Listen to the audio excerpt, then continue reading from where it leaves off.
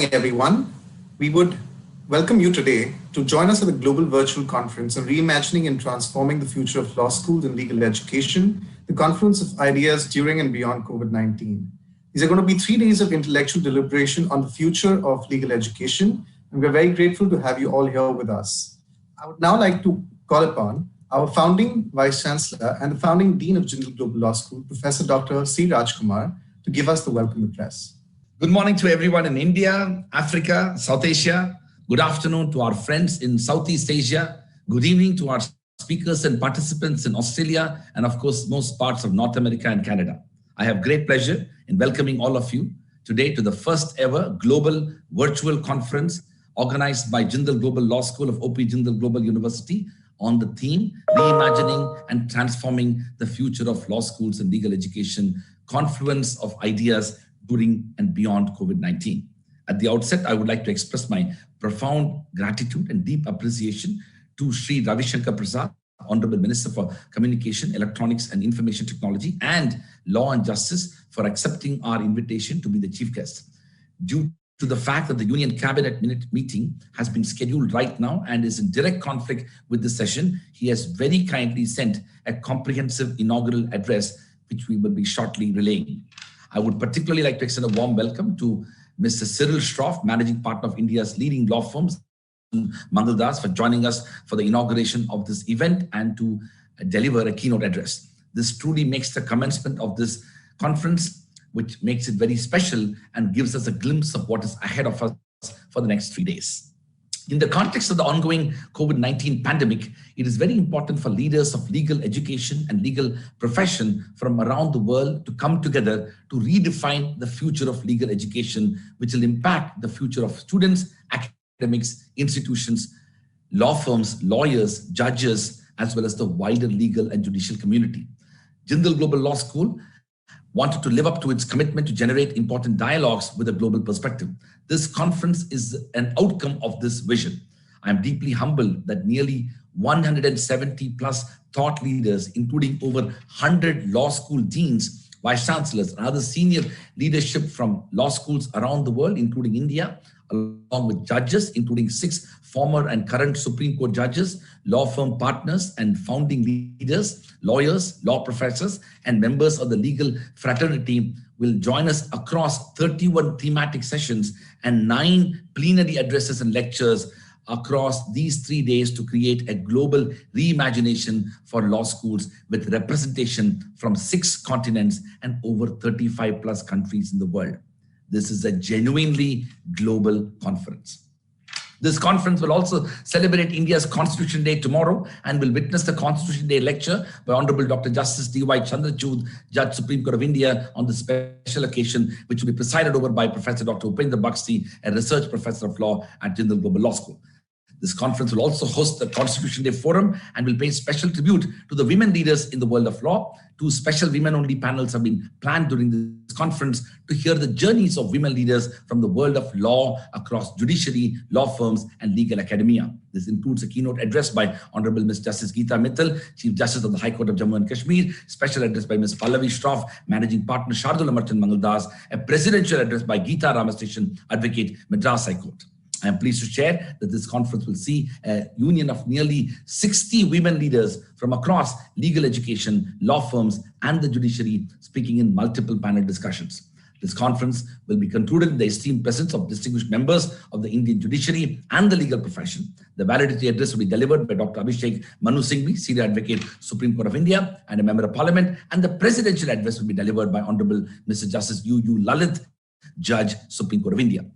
The conference is indeed one of its kind, with thematic sessions spread across the entire gamut of issues that are confronting the world of legal education and will shape the future of law schools, especially during and post-COVID-19.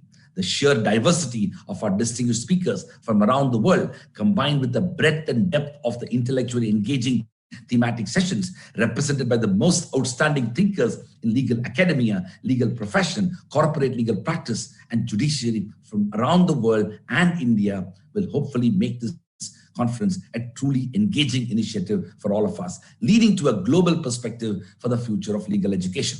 The current pandemic has been one of the most unprecedented crises of our time, and we must take this opportunity in the next few days to find a collaborative imagination on a common platform and find a collective conscience to rise above the pandemic to transform the future of legal education globally. I am indeed looking forward to the 3 days of intellectual deliberations with global leaders of legal education and legal profession to reimagine the idea of a law school, of legal education during and beyond the COVID-19 pandemic. Now, I would like to invite Honorable Law Minister of India, Mr. Ravi Shankar Prasad, to give his speech, which he has so kindly sent to us. Thank you very much. Professor Sri Raj Kumar, founding Vice-Chancellor of OP Jindal Global University, Mr. Cyril Shroff, Managing Director of the Cyril Amarchand Mangaldas reputed law firm, Dean and members of the law faculty of the OP Jindal Global University, other friends who are going to share their views, my young student friends, ladies and gentlemen. I'm very sorry I'm not able to participate in this interaction digitally by remaining physically present in the course of interaction because of the cabinet meeting which is going to be held around the same time, which I'm obliged to attend. But I must compliment the university on choosing a very relevant and significant topic, the future of law school and legal education. I must say, law schools in India over the years have played a very stellar role in contributing significantly towards the growth of legal education, attracting very talented young minds to be their students, and their products have done exceedingly well both in the profession and also in other legal avenues which they have chosen to pursue. As a practicing senior advocate in the Supreme Court of India, before I became a minister, I have seen myself the assistance given by the young, fresh law graduates from these law schools, which showed what a keen, inquisitive mind they possessed and how it was shaped and trained in the law schools from where they came. And the Jindal Law School, I'm told, is doing quite well in that pursuit of really shaping very good young mind in the field of law. When you're talking of the future of law schools and legal education, we all need to reflect back also. If we see India in the freedom movement, some of the giant leaders were lawyers and very, very successful lawyers. They had studied from some of the finest government law colleges, giving LLB degree in Mumbai or Madras, then now Chennai, Calcutta University, Patna University, Allahabad University, and many other universities. Post independence, the young mind tried to follow a career in civil services, in medicine, in the field of technology, engineering, IITs, which were opened, giving them new opportunities. And what happened as a consequence? Both the legal education and also the stress on a good career in law as a practicing lawyer both diminished substantially. This is not to deny the performance of some very good students, law teachers, and professionals who joined the bar and excelled both as a lawyer and also as judges. But overall, if you see, the quality of education in law was not getting that importance which it deserved, as was the case in the past. Thereafter, in India, this great movement of law schools started, beginning from Bangalore, spreading in different parts of the country, and also opening great avenues in non-government sector, including in the present OP Jindal Global University. And then a career in law opened a new exciting avenue, creating new opportunities. And I'm very happy to note that these law schools over the years, now it is close to 20, 25 years, have played a very stellar role in contributing very substantially to creating a large pool of fairly well-trained legal mind. I also need to compliment the Jindal Law School in that direction. But it also raised certain concerns which I would like to flag. The first and foremost, that the graduates from these law schools chose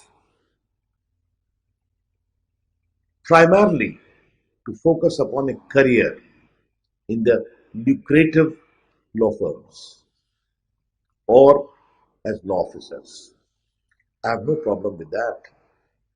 But I would be more keen to have this new mind of brilliant law graduates, fully trained, to contribute to the law practice.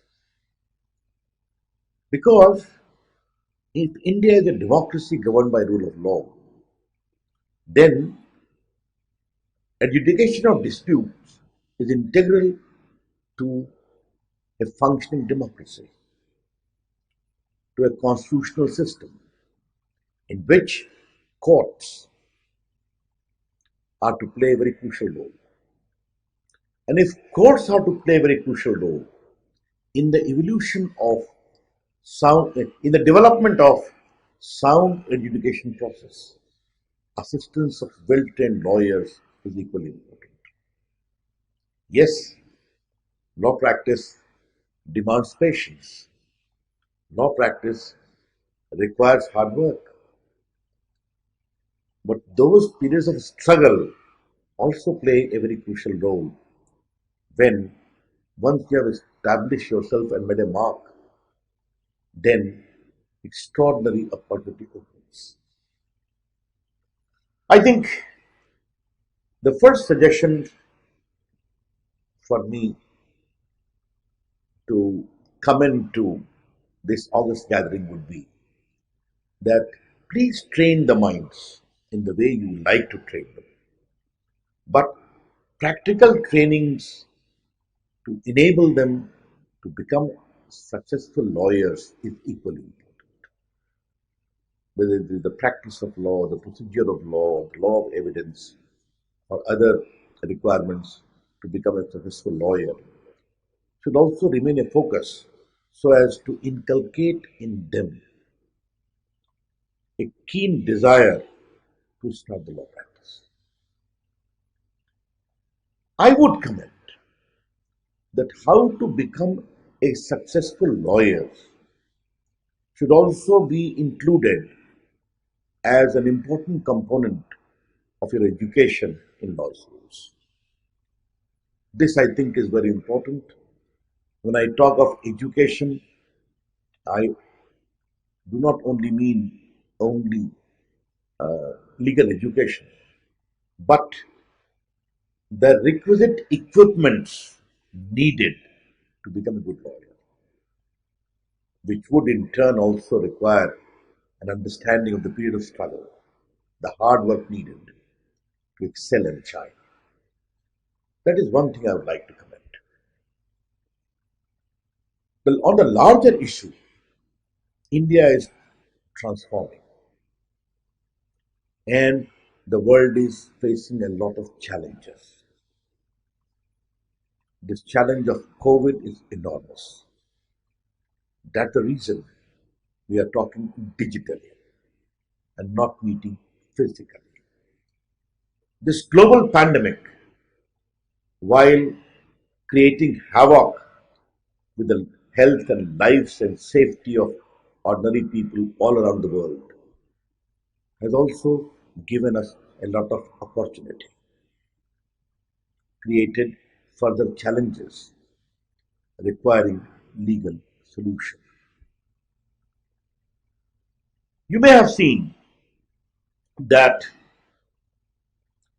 if I wear my hat as IT and Communication Minister, apart from being the Law and Justice Minister,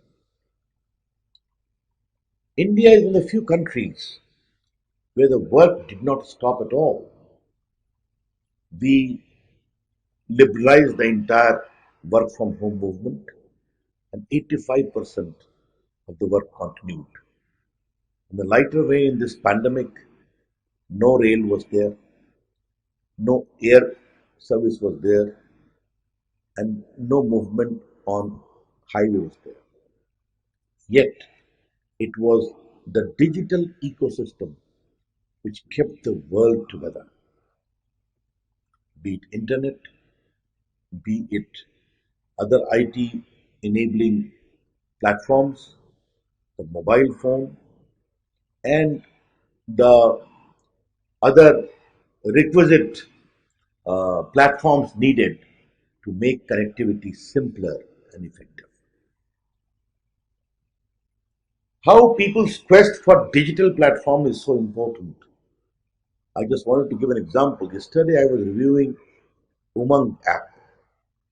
It was launched by the Prime Minister 3 years ago. It carries various government services, state and center, on one platform to enable you to have governance in your palm. Before COVID broke in March, we had roughly 650 services, state and center, on that app. Yesterday in the review, I was pleasantly amazed to notice that Indians have now more than 2,000 government and state services on their Umang app. And crores of Indians are downloading it, from utility to electricity bill payment to other engagement with the government to whatnot. That's a very uh, exciting situation. Take the case of digital courts. I am very happy to share with you that the high courts and the district courts of India conducted about 25 lakh digital hearings during these few months of pandemic. And the Supreme Court had 10,000 hearings digitally in uh, in course of its hearing various cases. Electronic filing, digital payment of court fee, all have become the norm today. Virtual court have also become a reality.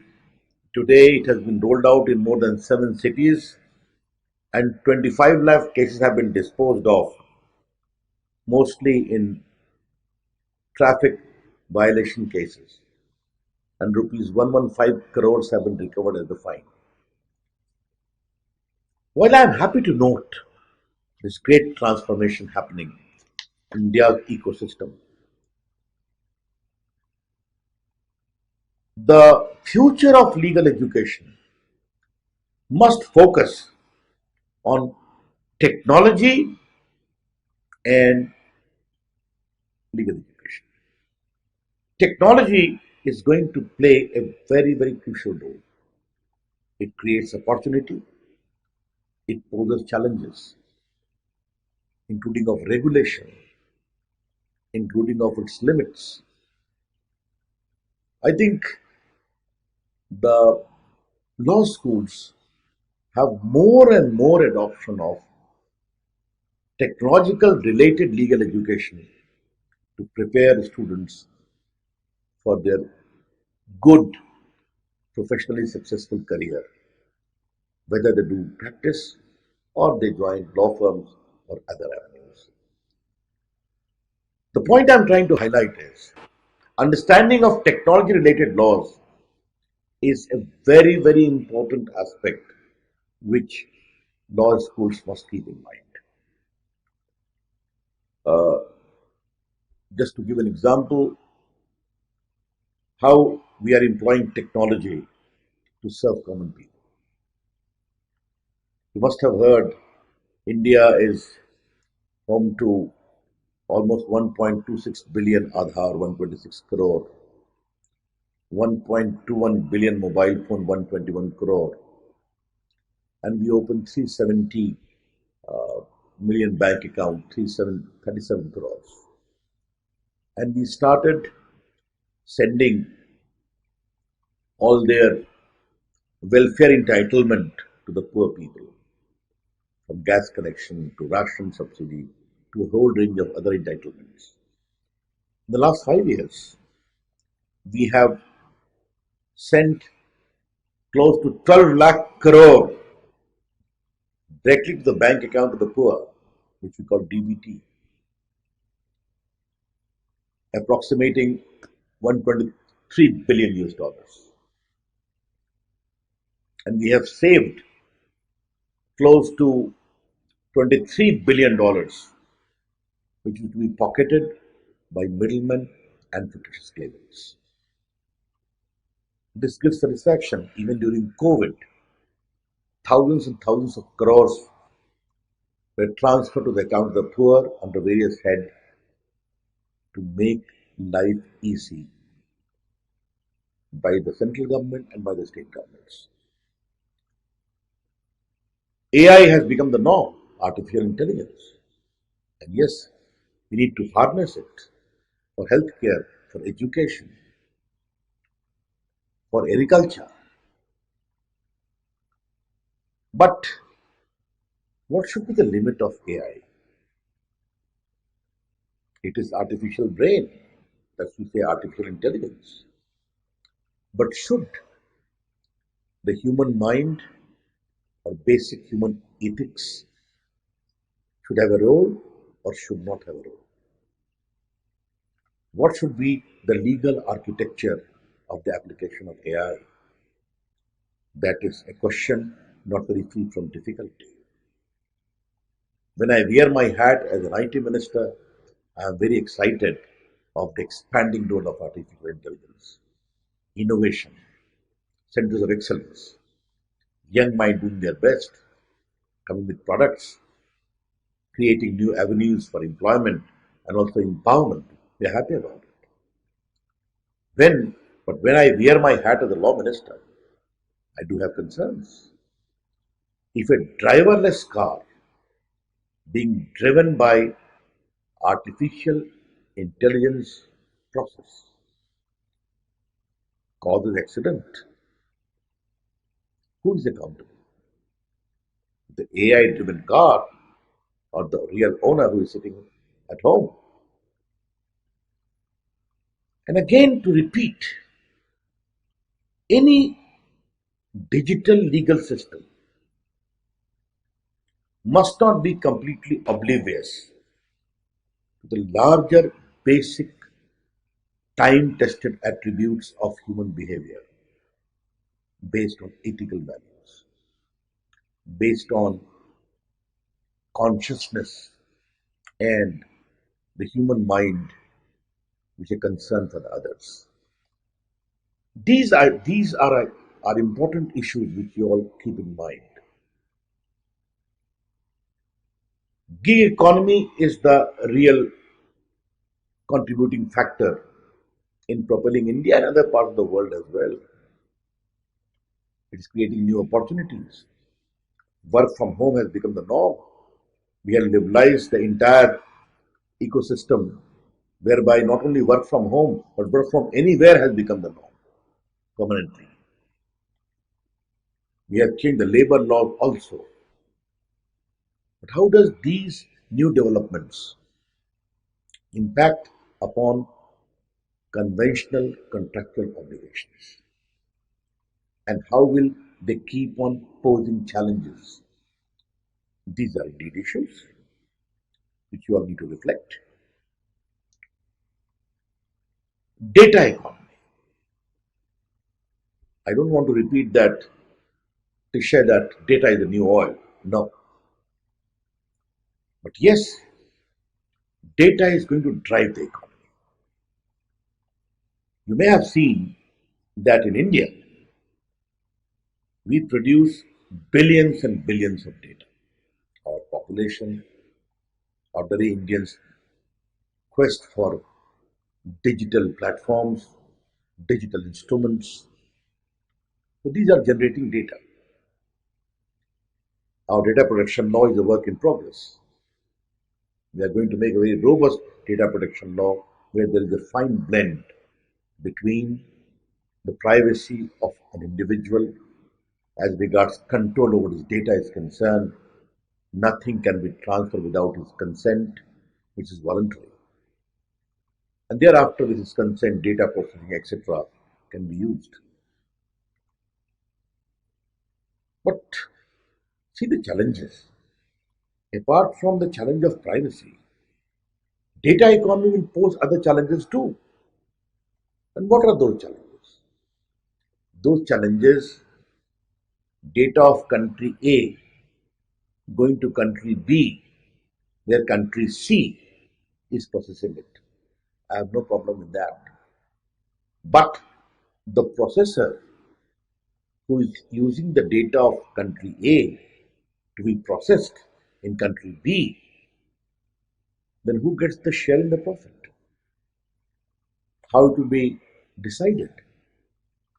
I think these are issues. Then the issue comes of taxation also.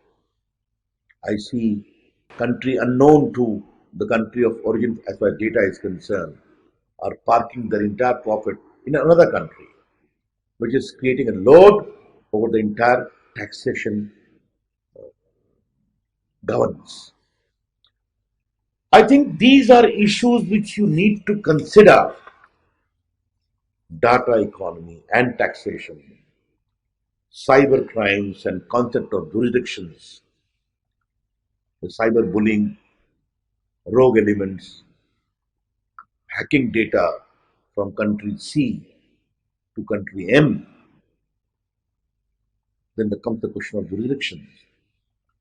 I think these are evolving areas of law which we are grappling with ourselves. I would say the entire world is being confronted with these challenges. I would recommend that it is very important that these challenges must be taught in law schools. Employee-employer relationship in a gig economy, data economy and taxation, cybercrime and jurisdictions. Law of privacy has been held to be a fundamental right, but it's equally important, as the Supreme Court itself has stated, that a terrorist or a corrupt person does not have the right of privacy. Therefore, we need to have a pragmatic and sound application of the law of privacy. Uh, Another issue in the context of digital ecosystem also arises. The global internet and local sensitivity. Why? I'm a great supporter of the proliferation of internet. Our Prime Minister has said that let all the 6 lakh villages of India must have proper optical fiber to be established in the coming 1000 days. and we are doing it in a very mission mode.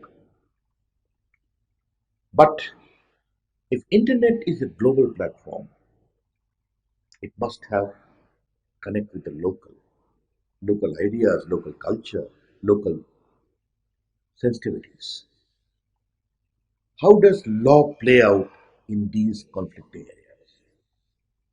What should be the architecture of law? I think this is something which you all need to understand. The reason as to why I spoke a little elaborately on the digital ecosystem and the challenge of law is because handling the IT ministry for the last couple of nearly 6 years, I am myself foreseeing these challenges. And since you are talking about the future of legal education, I thought it appropriate to flag these. Yes, I would like to urge my young friends that India is now emerging as a global power for a variety of reasons which we don't need to discuss here. But there is an compelling need for India to play its destined role in the international legal system as well. We have changed our arbitration laws. We are very keen that India must become a center of global arbitration. We are creating further instruments to make that happen. We have changed the Specific Relief Act, where completion of contract has become the norm, not damages as earlier it was to be. We have come with a lot of other legal instruments from bankruptcy court to others to enable a very competitive work atmosphere for people to invest. I can tell you, in spite of this COVID, my IT and communication sector registered a 7% growth. Why I said India is being perceived differently. In electronic manufacturing, during this COVID, we came with a new scheme, production link incentive, to enable top global companies to set up shop here, manufacture. India has become a very big player in the mobile manufacturing sector. In 2014, from 2 mobile factories, now we have nearly 250. We have become second behind China. Now we launched this scheme in April. The last date was 31st of July. And all the top companies of the world, global champions and also Indian champions, have applied, promised to make mobile phone accessories worth 10 lakh crore in the coming 5 years, with export potential itself of 7 lakh. And Apple company has set up its shops here through its contract manufacturers, manufacturing top-end mobile phone for its global market. So we are happy about this rising birth of India. I would be happier if India also plays its role in the international legal system. I am very keen that Indian students are second to none, but they also need to get proper exposure in the global platform.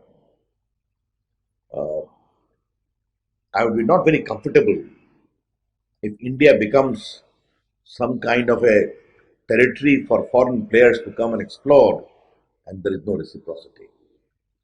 I am not at all one of those who believes we need to erect walls. But reciprocity is something I would like to commend.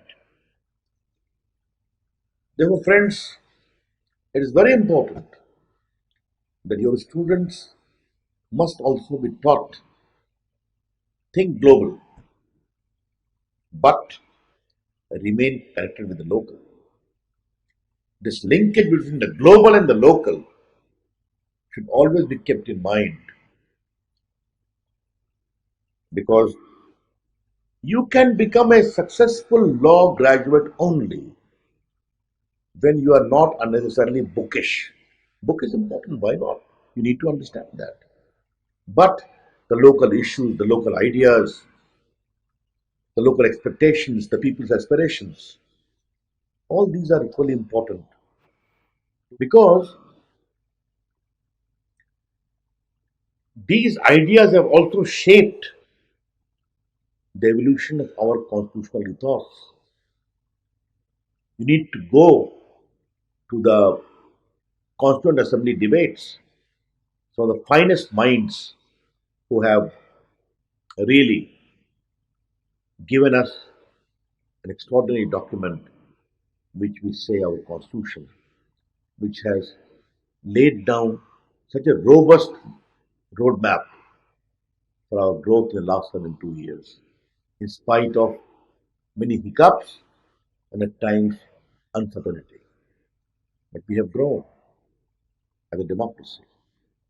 And therefore, for democracy to succeed, the rule of law is important.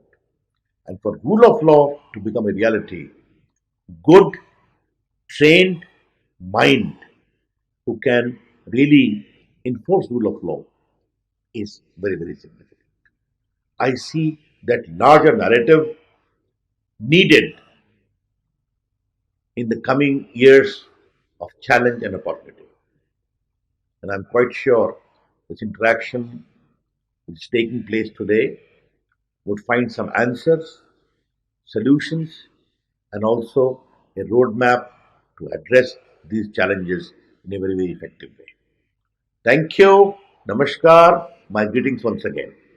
We would like to thank the Honorable Union Minister, Shri Ravi Shankar Prasad ji, for sharing his valuable perspectives on reimagining the future of legal education and legal practice in India.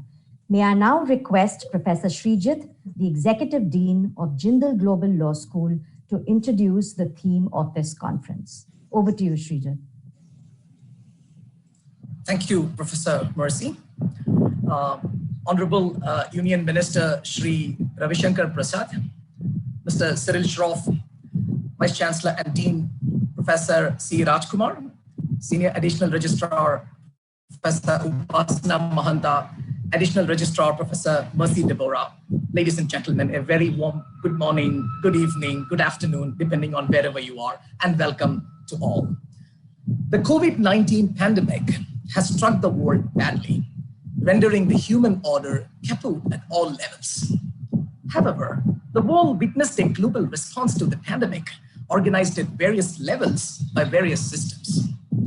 Can the various decisions and steps taken by the systems all over the world, often heterodox in approach, disruptive in nature, and in many cases unconventional and unpopular, be assessed against conventional standards of systemic responses? Can COVID-19 and the responses to it be understood in terms of a given context? Or should we situate the same in contexts which go beyond COVID-19 and deeper into the mysteries of late modernity and the collective human response to it? Perhaps COVID-19 is yet another temporal phenomenon, a phenomenon which is part of a larger erosion of all regularities and the subsequent emergence of disparate phenomena at the new normal in postmodernity. Higher education in general and legal education in particular need such a context and a framework to situate and appraise the various responses by law schools to COVID-19. On balance, COVID-19 has created a new normal characterized by uncertainty, unpredictability, and non-linearity.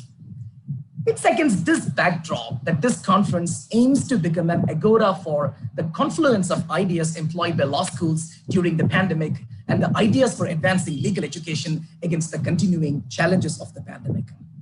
The three-day conference, organized in the form of distinguished lectures and 32 panel discussions, will focus on the response and resilience of law schools and legal profession to an extraordinary crisis. The idea is not only to learn from each other's experiences and experiments, but also to map the way ahead, perhaps towards conditions that will be altogether newer hereinafter. In designing the panels, we remain conscious of the fact that much thought has gone behind every action of law school. That is to say, none of the response was an impromptu action to continue and sustain legal education by some means against the paralyzing powers of the pandemic. Rather, they were based on reimagined ideas of everything related to law schools and legal education, beginning with the very idea of law school itself. In fact, the pandemic has taken us back to the Eden, rendering actions and meanings of yesterday atavistic. As Friedrich Nietzsche predicted, the eternal hourglass of existence will be inverted over and over again, as will you. But we are born again through our own reimaginations. We are building a new world for us, the post-pandemic world, perhaps a non-linear world, full of uncertainty, full of unpredictability. Whatsoever, it's going to be our artifact. This conference, therefore, is a modest effort to record the amazing thoughts and actions of leaders from legal education and legal profession as they rebuild and reshape the world. As much as all of you, I too look forward hearing from them. Thank you all and welcome to everyone.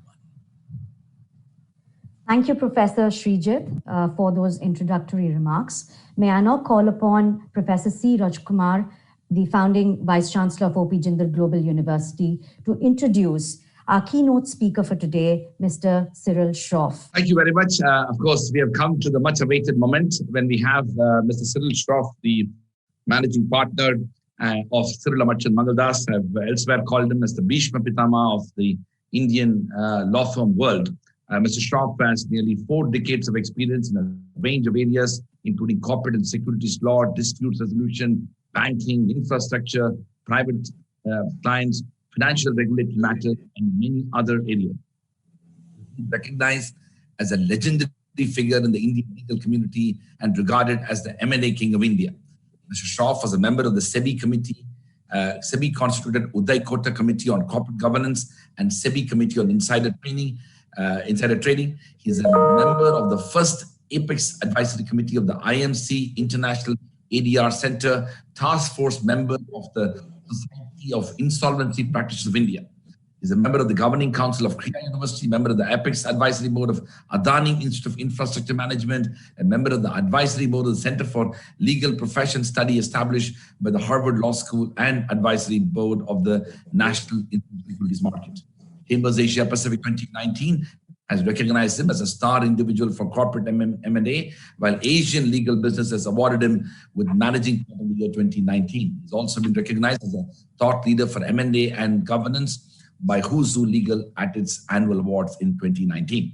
If I may add, Mr. Shroff has been one of the earliest champions and believers of OP Jindal Global University, Jindal Global Law School, and has been a very strong supporter and indeed an instrumental mentor from our early days. With those words, I would like to invite Mr. Cyril Shroff to deliver the keynote address. Mr. Shroff. Thank you, Raj, for that very warm and generous introduction. It's indeed an honor, a great opportunity to speak at this unique conference today. I must compliment Jindal University and you in particular for the vision and the passion for putting this together. The sheer breadth and global coverage is amazing. And as I was thinking through your initial remarks, I realized that this conference is both a metaphor for the challenges and the opportunities arising from COVID-19. It's true that the world has changed forever, and so has the legal profession. What has not changed, however, is the quest for justice and the need for all civilized societies and nations to provide speedy justice to their members. Humanity still needs justice and professionals to assist in the pursuit of that human goal. This is what the minister just said as well. The rule of law is aligned with the basic human condition, particularly in free societies. Law will never go out of fashion, nor will lawyers, but law will evolve for the new world, and so must lawyers. So today I want to talk to you about 3 things. First, my vision for the future lawyer. The second, the future of legal education. And the third, the future of law and ethics. So here goes. On the first one, on future of lawyers and in a way future of law firms as well, my mental image and even prediction of the future lawyer, and I dare say even future law firms, is rather different from the current reality or the past. I draw upon a Thomson Reuters paper on adapting for the 21st century success called the Delta Lawyer Competency Model for some inspiration. It talks about the journey from an I-shaped lawyer to a T-shaped lawyer, and looking for the future, the delta-shaped lawyer. The I model, which you can think of it as a vertical I, was the dominant model prior to the mid-90s. I myself am a product of that generation. What it did was it involved mastering a single competency model or a single competency relating to traditional legal knowledge, deep knowledge and training in one thing, mostly legal skills. With the advent of modern legal education and the evolution of law firms and the legal profession, gradually in the late 90s and early 2000s, with the advancement of technology and process improvement, there was a horizontal bar that got added, which is about technology skills. The term T, which you can think of it like that, was coined by Amami Smathers in 2014. In my firm, we've been talking about the T-shaped lawyer for a long time, even before 2014, but it meant something slightly different. It meant one deep skill and a lot of general skills. But that aside, that's a detail. So technology skills became so important, and now look at how young lawyers do research and produce papers on the internet and seek knowledge, as opposed to, say, when in my I-shaped lawyer days, you would open a book and sit in a library and do the research. Now that it still has a place, but I think a lot has changed. So there was a clear movement from the I-shaped lawyer to the T-shaped lawyer. And over time, the T-shaped model also encountered some challenges, probably in the last decade or so, because of a number of factors, but primarily because of the increasingly complex nature of the client and the client demands, the need for relationship management, the rise of the procurement industry, and the need to measure performance. So T was not enough. And also with the rise of artificial intelligence, there is going to be a great demand and need for emotional intelligence, which only a human being can provide, the human side of lawyering. And it is the key to becoming a trusted lawyer. So that is the thesis of the future is of a lawyer who's based on the Delta model. And it builds upon the I and the T and predicts what is required for the future. So think about the Delta as a triangle, a bottom layer, and two limbs like that. On the bottom, on the horizontal, is legal knowledge and legal skills. What was the earlier I is now the bottom of the Delta, the triangle, which is subject matter expertise, research, legal analysis, legal writing, and so on and so forth. Then on the left limb of the triangle, think of personal effectiveness. What has become clear that in today's world, you need an entrepreneurial mindset, you need emotional intelligence, which is a combination of self-awareness and empathy, relationship management, character, communication skills, and problem-solving mindsets. And on the third limb of the triangle is technology and social media awareness, business fundamentals, data analytics, data security, design thinking. Design thinking has become a very big part of being effective as a professional, e-discovery, and project management. So this combination of these three streams, which has been eloquently, geometrically described as a Delta model, is the future. It reflects the new humanity and the new world. And in post-pandemic world, I think it's going to be even more so. And it is the new formula for success. This is what firms like us will require. This is what law schools and universities will need to manufacture. Today's legal education is largely unfit for purpose, which is why firms like us and other employers have to do a major overhaul after the recruit comes on the first day from campus to our premises. And we have to do a major job in getting them fit for purpose. But more of that later. I believe that the universities are fundamentally still producing the I-shaped lawyer. They have missed most of the T-shaped generation and are not equipped for the Delta at all. They need to fundamentally reimagine the curriculum and the pedagogy of teaching. The law firm model, and particularly the role of law firm partners, is also changing. Our traditional notions are outdated and require a reset. Law firms are now massive enterprises and they need to run like businesses. The paradox of whether legal practice is a noble profession, a service, or a business has come to an head. And the answer is that it is all of the above. And the expectation of each of these concepts is a source of continuous conflict and reinvention. The business model of a partnership, I would believe, is up for a review. Because indeed, it is a business. If it is a business, why does regulation force you to choose only one form of business organization? Does it choose to impose that for other forms of enterprises and businesses as well? And there are other ways in which the professional ethics part could be regulated. So this is a topic for another day and another conference. For decades, our concept of life of a law firm partner has been built around the paradox or the dilemma of a producer manager.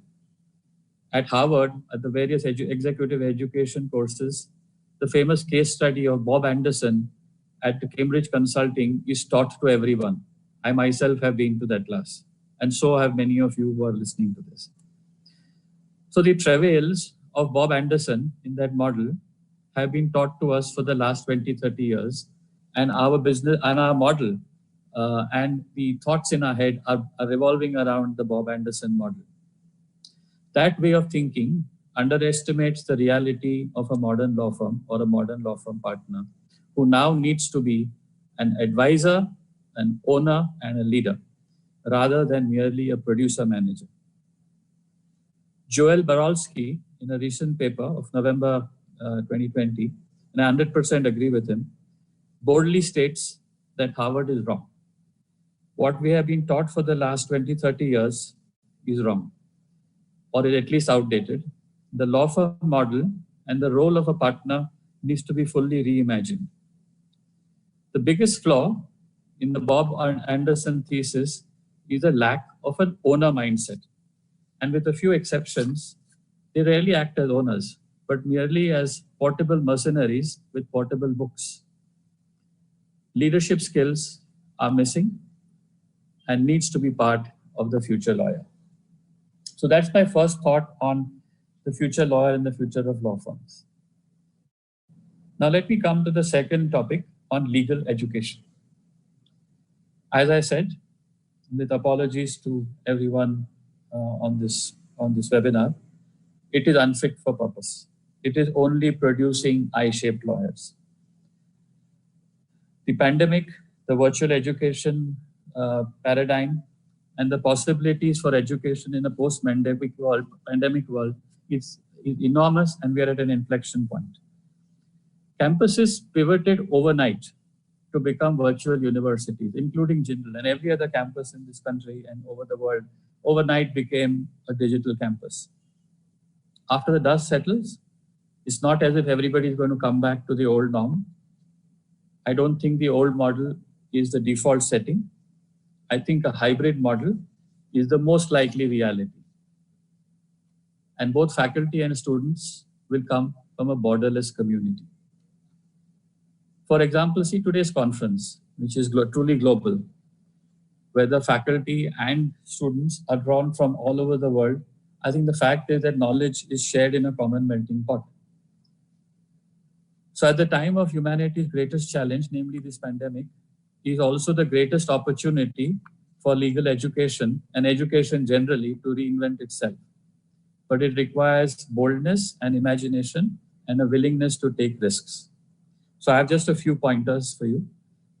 Firstly, we need to reimagine the pedagogy and the delivery matrix to include both synchronous and asynchronous methods, online and offline, and across porous boundaries. That will have to be one of the primary theses. Second, we need to focus on creativity rather than rote. Third, teach for what the market needs, not what you just have to offer.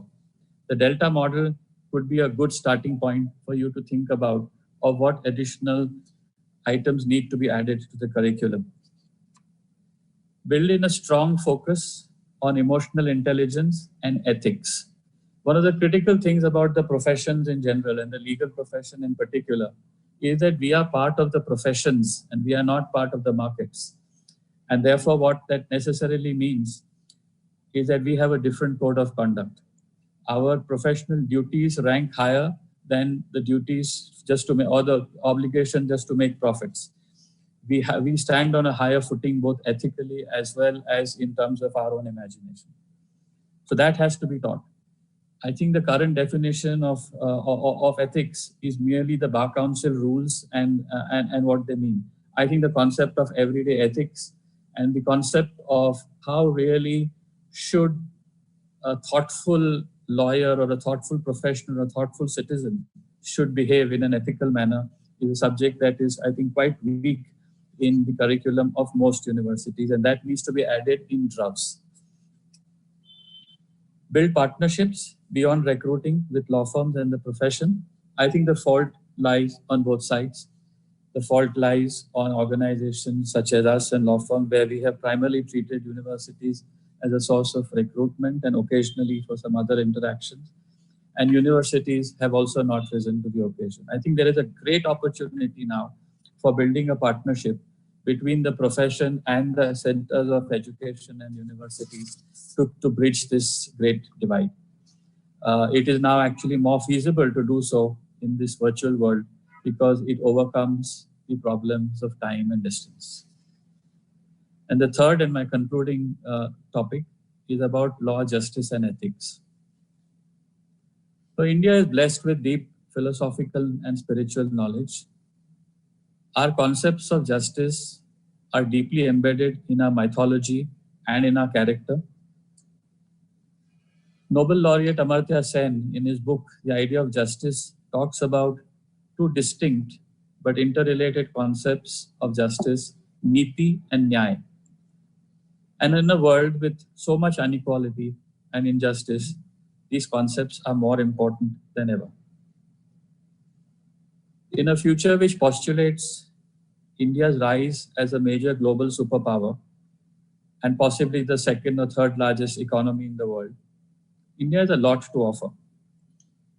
Geopolitically, also, free societies and those who believe in the rule of law and genuinely practice it will flock together.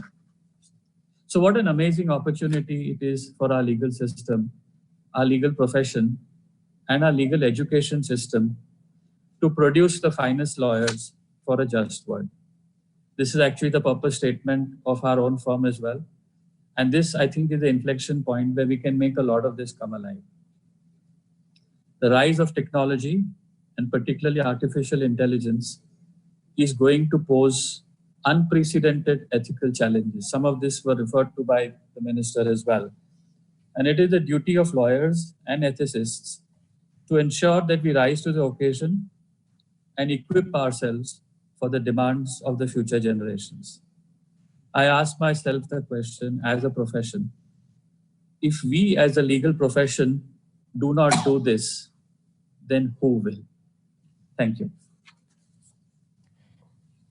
Thank you, Mr. Shroff, for sharing some of your interesting reflections on the future of lawyering and for underscoring the need to change and reimagine the model of legal education by drawing upon some crucial lessons from the challenges posed by this pandemic and re-envisioning new ways of doing things in a new fashion, both in legal education and legal practice in the post-pandemic world.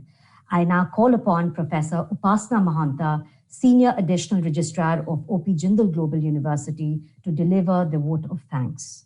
Thank you. Thank you, Mercy.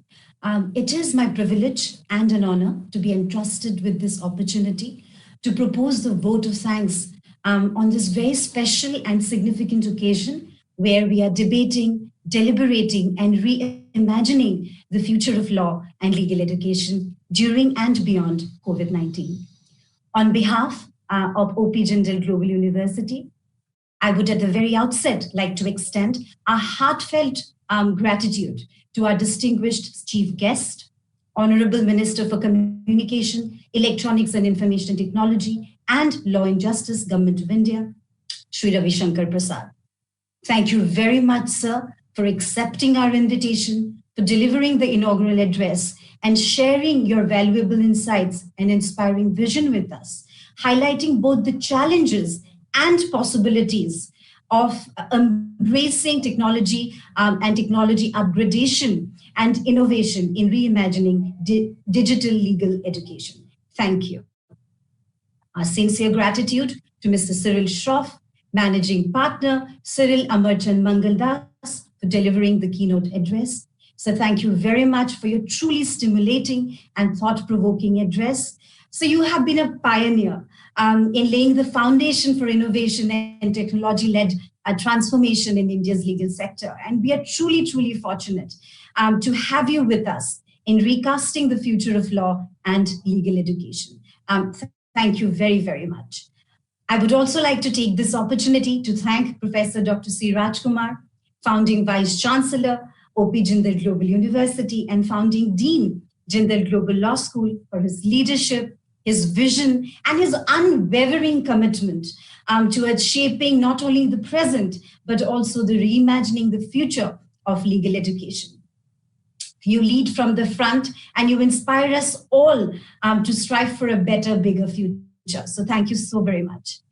A sincere thank you to my dear colleague and Executive Dean, Jindal Global Law School, Professor Dr. H.G. Sreejith, for his immense contribution towards conceptualizing this conference and also for introducing the theme of the conference in this inaugural session. He had very, very lucidly laid out the roadmap for deliberations and brainstorming sessions that are now to follow. It has been a truly captivating and enriching experience to be part of this inaugural session, personally for me, and I'm positive that for all others who have joined in. Thank you, Professor Mercy and Abhinav, for seamlessly conducting the proceedings of this session. Going forward, we recognize that while the pandemic on one hand has made this transition from classroom to online teaching a necessity, it has also unmasked technology's latent potential to support new models for delivering and reshaping legal education and training. As Mr. Cyril Shroff has beautifully highlighted, humanity's greatest challenge is also humanity's greatest opportunity. This inaugural session has certainly set the tone for forthcoming sessions, which are going to be further deliberations and confluence of ideas on a range of critical issues and concerns, including and not limited to curriculum design, research and publication, quality assurance, ranking, professional ethics, diversity, inclusion, social justice, leadership, institutional resilience, and policy innovation. On behalf of the organizing team of the conference, who has worked tirelessly to make this extraordinary feat possible, I would like to extend our deepest gratitude to all distinguished guests, panelists, moderators, participants from India and across the globe for joining us. Thank you for your commitment towards making this conference a success. I wish this conference and all of you and all of us all the very best. We now come to a close to this inaugural session. Thank you very much.